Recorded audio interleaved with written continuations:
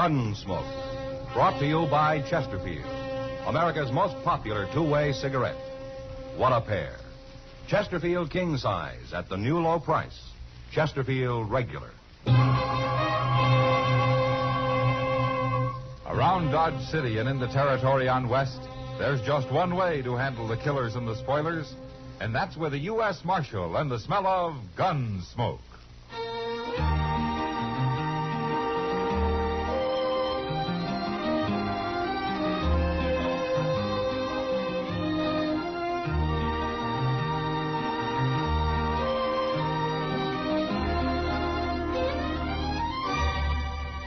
Gunsmoke, starring William Conrad. The transcribed story of the violence that moved west with young America.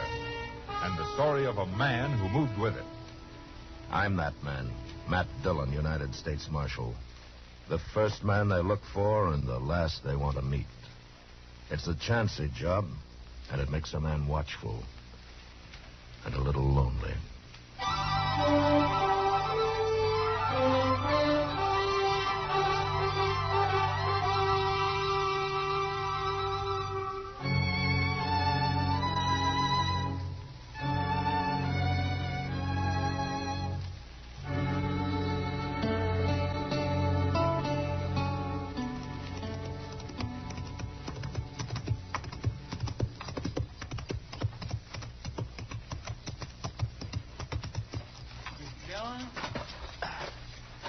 Mr. Dillon. Hello, Chester. I sure am glad you're back. I've only been gone a couple of hours.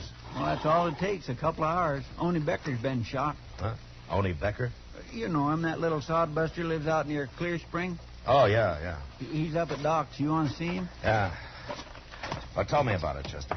Well, sir, all I know is he was gambling this morning over at the Texas Trail. He left there a little after noon, and then some fellas found him laying in an alley with a bullet in him. Well, can he talk? No, sir. He's been unconscious the whole time. But Doc's working on him in here. Oh, hello, Matt. How is he, Doc? He's dead, Matt. About 10 minutes ago. Oh. Oni Becker. Now, who'd have shot a harmless little man like that? Harmless is right. He didn't even have a pocket knife on him. And besides, he was shot in the back. Maybe it was an accident of some kind. Accident? Chester, I once tried to save a man who'd pulled a scythe across the back of his neck by accident. Yes, and I remember a boy who fell between the slats of a fence and got hung. But I never heard of a man shooting himself in the back by accident. Well, I meant maybe somebody else done it. Of course somebody else did it. I know that. I meant by mistake. Oh, Chester. Chester, are you sure you've been keeping your hat on when you're walking around in the sun? Oh, you're just mad because Oni Becker died on you, There was Doc. nothing I could do to save him. He bled to death. Inside. Oh, you did what you could, Doc. Yes, well, I think I did. Did Ani say anything? Anything at all? No, Matt, he never even opened his eyes. Well, he was shot in the back, so it wasn't anybody he was fighting with. Well, I don't know, Mr. Dillon. Oni was fighting, or at least having an argument over a card this morning with that gambler, what's his name, Al Clovis, over at the Texas Trail. He was. Oh, why didn't you say so before, Chester? Well, I never heard of this Al Clovis. Oh, he's only been here about a week, Doc. Chester, you wait here. I'm going over to the Texas Trail.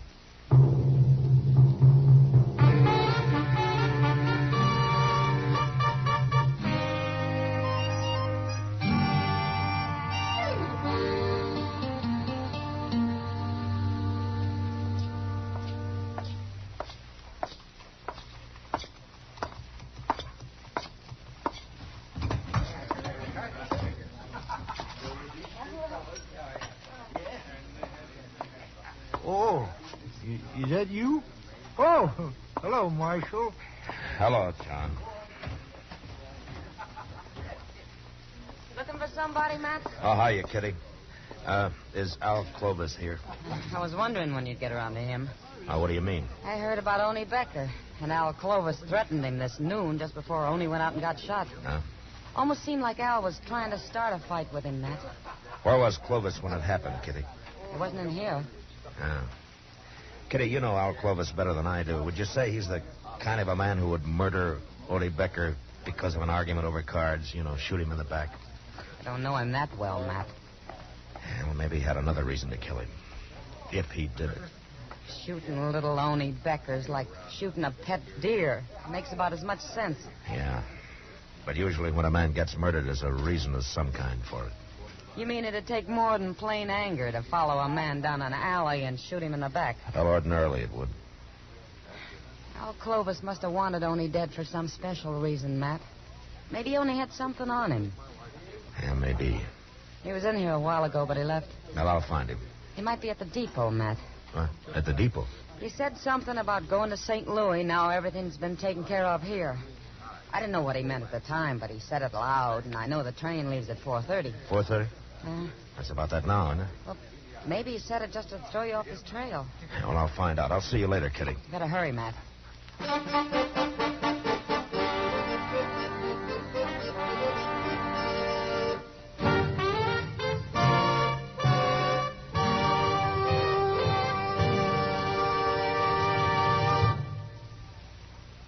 This is George Fenneman. In choosing your cigarette, be sure to remember this. You will like Chesterfield best because only Chesterfield has the right combination of the world's best tobaccos. Tobaccos that are highest in quality, low in nicotine, best for you. You and I smoke for relaxation, for comfort, for satisfaction. And in the whole wide world, no cigarette satisfies like a Chesterfield. Get a carton of Chesterfield today. Chesterfield Regular, Chesterfield King Size. Both at the same price in most places. In regular or king size, you can get 'em either way. The best smoke ever made's the Chesterfield you buy today. Smokers coast to coast are changing, it's a cinch to do. Here's all you have to say to get the one that's best for you. Chesterfield's for me, Chesterfield's for me. You just say it's Chesterfield's for me.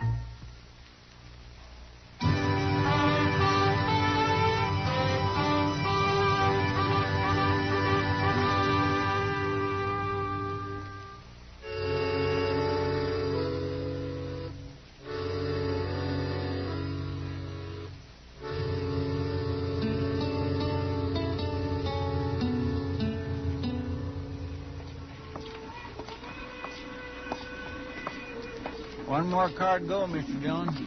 If Al Clovis ain't in there, he ain't on this train. Well, he might have fooled us after all, Chester. Yes, sir. He could be riding west while we're heading east. We'll never find him if he is. Well, let's take a look into this car before we walk in, huh? Yes, sir. Well, I sure don't see him. Not in there, I don't. Yeah. Unless that's him down there, lying back with his hat pulled over his face. Well, it could be. Well, it better be. Now, come on. Okay, sir.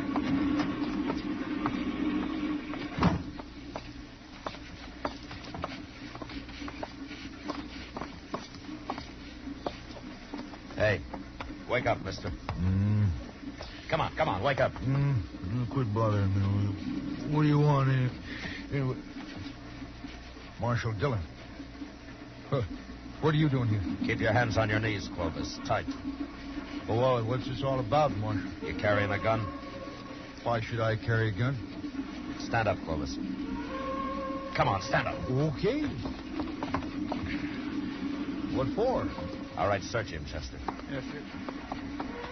No, keep to one side of him, out of my way. Don't you try nothing, Clovis. Well, why should I? I told you I wasn't armed. No, ain't nothing on him. All right. Okay, you can sit down, Clovis. I don't understand this, Marshal. What are you looking for? I'm looking for the man who murdered Oni Becker this afternoon. You mean you followed me and got on this train because you thought I killed Oni? It's about 100 miles to Great Bend, Clovis. We'll get off there and take tomorrow's train back to Dodge. Oh, you're making a big mistake, Marshal. While you were riding up and down on this railroad, whoever did kill Oni Becker's leaving the country for good. You'll never catch him now. What you're trying to say is that you don't admit killing him yourself, isn't it? I'm not a murderer, Marshal. No, we'll see. Oh, I know what you're thinking. You heard Oney and I had a little argument this morning. Didn't you? Sure. That doesn't prove anything. I argue with lots of men. You threatened to kill him. Ah, that was just to scare him. He was being kind of stubborn about it all. You know what those farmers are like. But I suppose it takes a stubborn man to grow potatoes. Well, if you're so innocent, why did you announce everything had been taken care of and that you were going to St. Louis? Did I say that, Marshal? You know, Clovis, I can always kick you in the head and take you back to Dodge in a sack. Now, why did you run? I'm not running. No reason why I should. That's the truth, Marshal. Where were you when Oney Becker was killed? I was wondering when you'd ask me that. I suppose you got an alibi. You know Mr. Botkin, don't you, Marshal? I ought to. Watkins run the Dodge Bank ever since it was an old whiskey barrel. Well, I was with him in his office at the bank, Marshal. I suppose you'll take his word for it. Yeah, sure I will. Well, we were discussing the money I placed in the bank when I arrived in Dodge a week ago. $5,000, Marshal. Mr. Botkin is going to transfer it to St. Louis for me. Chester, Yes, sir.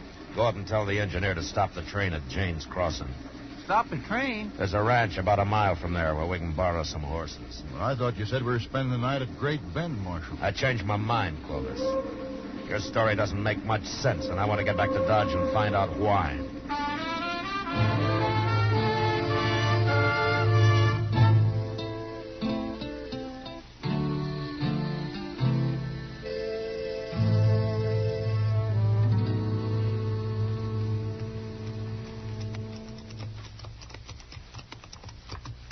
It must be about midnight. Sure is, and I'm tired. Haven't been on a horse in years. Oh, well, why didn't you say so, Clovis? We'd have borrowed a wagon for you. Never mind, Chester. Now, you take him on down to the jail and lock him up, huh? I'm going to stop here at Mr. Botkin's house. His light's still on. Want me to go in with you, Marshal? I'll let you know what he has to say, Clovis. I'll be along a little while, Chester. All right, sir.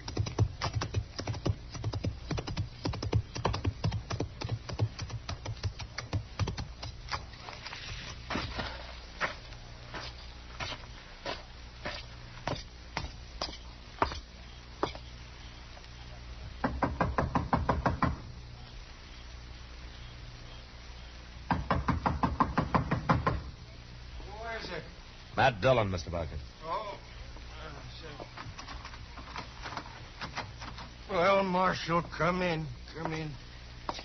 I wouldn't have bothered you this late, Mr. Botkin, but I saw your light was on, and I figured you were still up. Up? Of course I'm up. How could I sleep tonight? Why? What's wrong? Where have you been, Marshal? The whole town of Dodge has been looking for you. Fine time for you to be up riding off somewhere, I must say. Well, tell me what happened. What happened? Don't you know even yet? What are you doing here at my house? Well, if you'll calm down, I'll tell you. You tell me, I'd better tell you, Marshal. While you're out gallivanting around on the prairie somewheres, my bank was held up. What? About 5 o'clock, just as we were closing. 3 men that got away with over $25,000.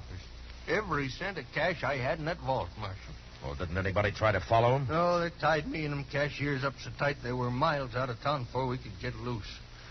There's a few men saw him leave, but they were afraid to do anything about it. And, of course, the United States Marshal, he wasn't even in town. Did you get a look at him? No, they were masked. Nobody I found can even identify their horses. They're just gone, Marshal, with $25,000. Look, Mr. Botkin, I came here to ask you a question. It might have something to do with your bank being robbed. Oh? Well, what is it? Was Al Clovis with you in your office about noon today? Clovis? Yes, he was for a couple of hours. Why? He had some money on deposit? Yeah, at $5,000 cash. Of course, that's gone, too. That's part of the money they took. I'm afraid Clovis is broke now, along with me and a lot of other people. Oh, maybe he isn't as broke as you think. Oh, he's broke. Unless you can get that money back, Marshal. Look, I got an idea. I might find it for you, Mr. Botkin. And it won't take very long, either.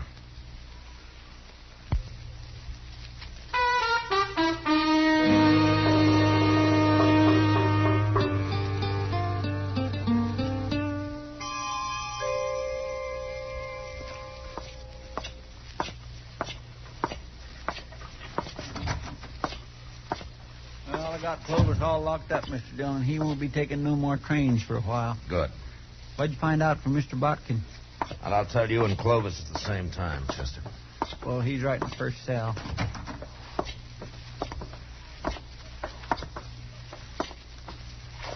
Well, Marshal, come to turn me loose? Mr. Botkin says your alibi's good, Clovis. If you'd have believed me in the first place, you'd have saved us all a lot of trouble. Yeah. Well, let me out. I don't want to spend the night here. You better get used to it, Clovis. You're going to be spending a lot of nights in here. What? At least a month or two of them. No.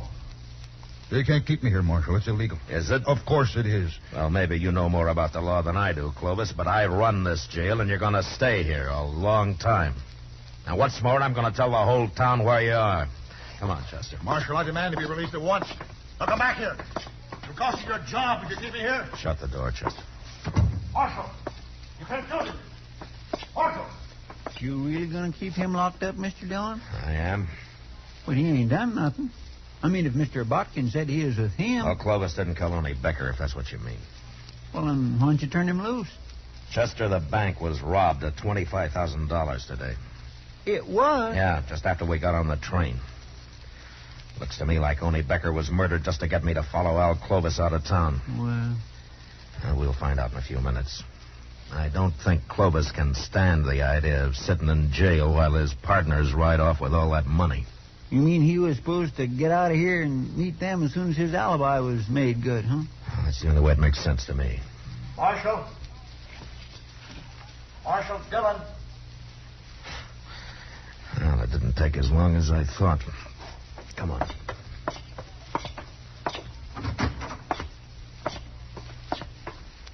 Marshal, I got to talk to you. All right, go ahead. You really going to keep me in jail here? You mean that? That's all you wanted. Don't bother me again. No, don't go, Marshal. What do you want, then? It's late, Clovis. I want to get to bed. Marshal, I'll make you a deal. About what? If I help you get back whatever was stolen from the bank today, can I keep my $5,000 out of it? How did you know the bank was robbed, Clovis? You're smart, Marshal. I can tell you got this all figured, holding me in jail and all. But I'm smart, too. Are you? Smart enough to know you need me as much as I need you. You'll never find those men without me, Marshal. But I can take you to where they are, and I'll identify them for you. Why? All I want out of it is my $5,000. Now, that's mine. You can do what you like with the rest. The court will have to decide about your $5,000, not me. Well, you think there's a chance I might get it? Well, I don't know. But you're a gambler, aren't you? It'll help my showing you where they are, won't it? Yeah, it'll help. Okay. I'm supposed to meet them tonight or early tomorrow, Marshal. They won't wait longer than that. All right, who are they, Clovis? They're not friends of mine, Marshal. I never saw them before 2 weeks ago in St. Louis. And they're all hiding behind summer names. How far's the way to meeting place? It's an old cabin about 20 miles from here. They there now? Nobody stopped them here, did they? No. Thanks to you. But I'm helping you now, Marshal. If I find your partners, you are. Chester, go get our horses. We going out there tonight, Mr. Dillon? Would you rather try it in broad daylight, Chester? No, sir.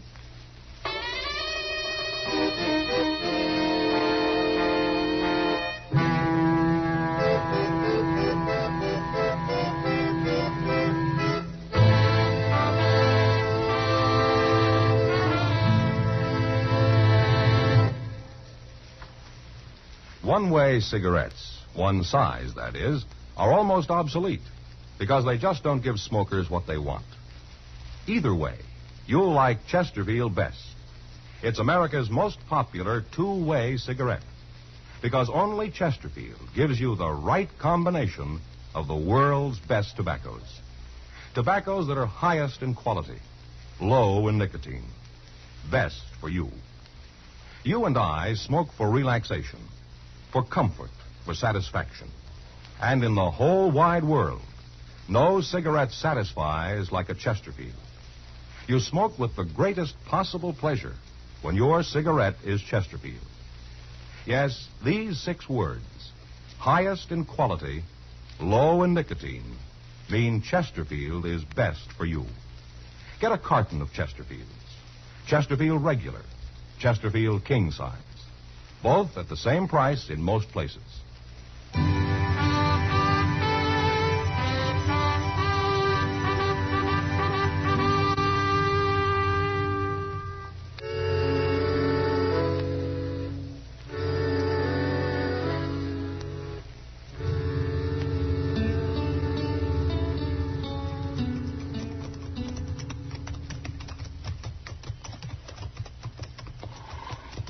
You sure you can find this cabin, Clovis? I made the ride out here one night just to be sure. I swear I can't hardly see nothing. I wish that moon wasn't all scudded up with clouds. Chester, you still don't understand that if you can see them, they can see you. That's right. I know. You're right, Mr. Dillon. It sure looks like rain, though. We're almost there. Good. Marshal, Yeah. how are you going to take them? 3 men. What's the matter, Clovis? You getting scared? You know what they'll do to me if you don't take them, Marshal. Like I said, you're a gambler, aren't you? Look, why don't you give me a gun? I'll help you. We'll manage. You can trust me, Marshal. I'm on your side now. Clovis, I wouldn't trust a man like you if you were in church praying.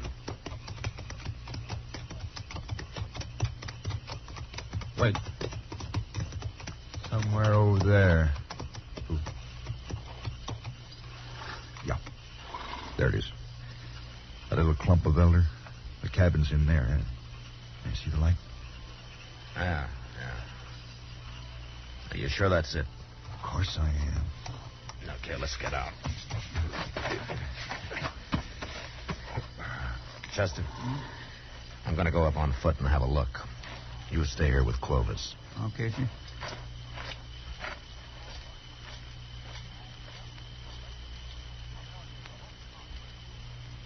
What if they hear him and come out and shoot him? Mr. Dillon ain't exactly green at this game, Clovis. They wouldn't kill me. They'd burn me or something first. Can't blame 'em much. I wish I'd stayed in jail. Wished I'd let him keep the money. Something's sure to go wrong here. Unless maybe I outsmart him. You ain't gonna outsmart nobody, Clovis, so forget about it. Okay. I declare I never seen a darker night than this is. No. Neither did I. Here, get off. Get off. What's the matter? It's my horse. He's standing on my foot. We'll push him off. I can't. Come on, help me, Chester. No, for pity's sake. Come on. Ow. Move him. That's all you gotta do. Here, what are you doing? Clovis? I got your gun, Chester. Now shut up. Don't move. But you give me Shut up, that I said. gun. That's better. Hey, what's that? Thunder, Clovis. You'll be hearing a different kind when Mr. Dillon gets back here. He's not coming back here. We're going to him. And if he shoots anybody, it'll be you, because you're going to be right in front of me. Like this. All right. Start walking, Chester. Go on.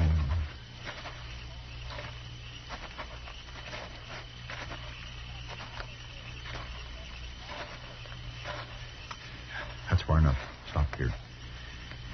We'll pick up the marshal now and go on to the cabin. Now call him and tell him how you're fixed. Go on and call him. Mr. Dillon? Mr. Dillon? He ain't nowhere around Yes, here. he is. Tell him. Go on. Clovis got my gun, Mr. Dillon. Tell him if he doesn't walk over here with his hands up, I'll shoot you. He's going to take us both to the cabin, Mr. Dillon. He says he'll shoot me. You heard him, Marshal. I'll kill him sure if you try anything. He ain't close enough. I tell you, he's probably clear up there at the cabin. Okay. Okay, start walking, Chester. Just straight ahead. Once I get you inside the cabin, he'll have to give up. Unless he wants you dead.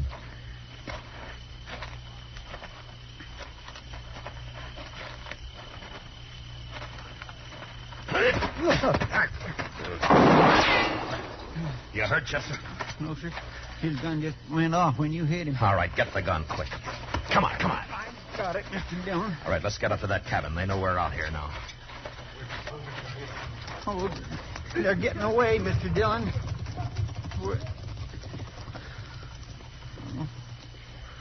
They're gone. Yeah.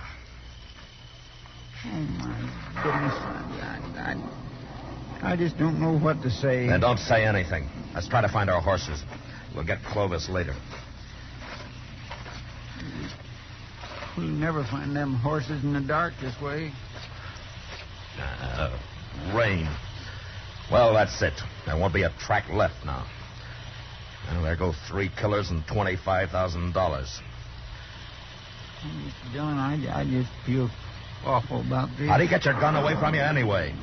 Well, see, he said his horse was standing on his foot, so I... So you walked up and let him pull your gun right out of the holster, huh? Yes, sir, that's about the way it happened. Mr. Dillon, you should have let him take me into that cabin. They'd have killed me, but you could have caught them. They wouldn't have got away like they did. Yeah, I know. I was close enough to hear what Clovis said. Well, then why'd you save me? Everything would have been okay. Oh, yeah. Everything would have been okay. Oh, most everything, Chester. Well, let's just don't stand here in the rain talking about it. Come on.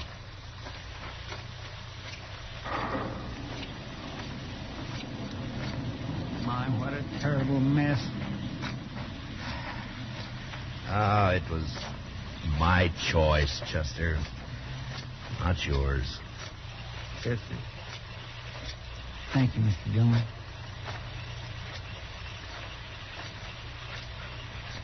Mr. Dillon? Would you like a whorehound drop?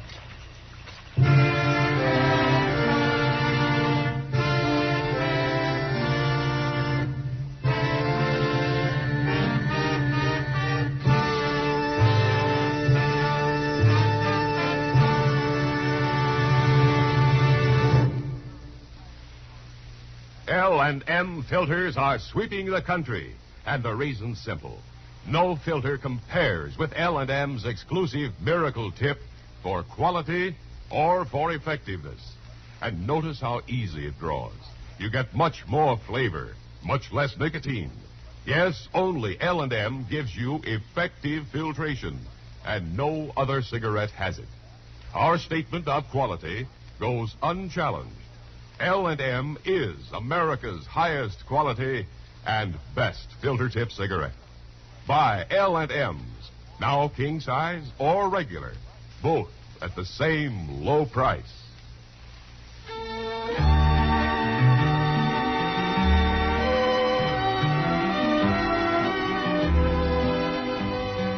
Gunsmoke, produced and directed by Norman Macdonnell, stars William Conrad as Matt Dillon, U.S. Marshal. Tonight's story was specially written for Gunsmoke by John Meston, with music composed and conducted by Rex Corey. Featured in the cast were John Daner and Lawrence Dobkin. Parley Bear is Chester, Howard McNear is Doc, and Georgia Ellis is Kitty. Join us again next week as Matt Dillon, U.S. Marshal, fights to bring law and order out of the wild violence of the West in Gunsmoke.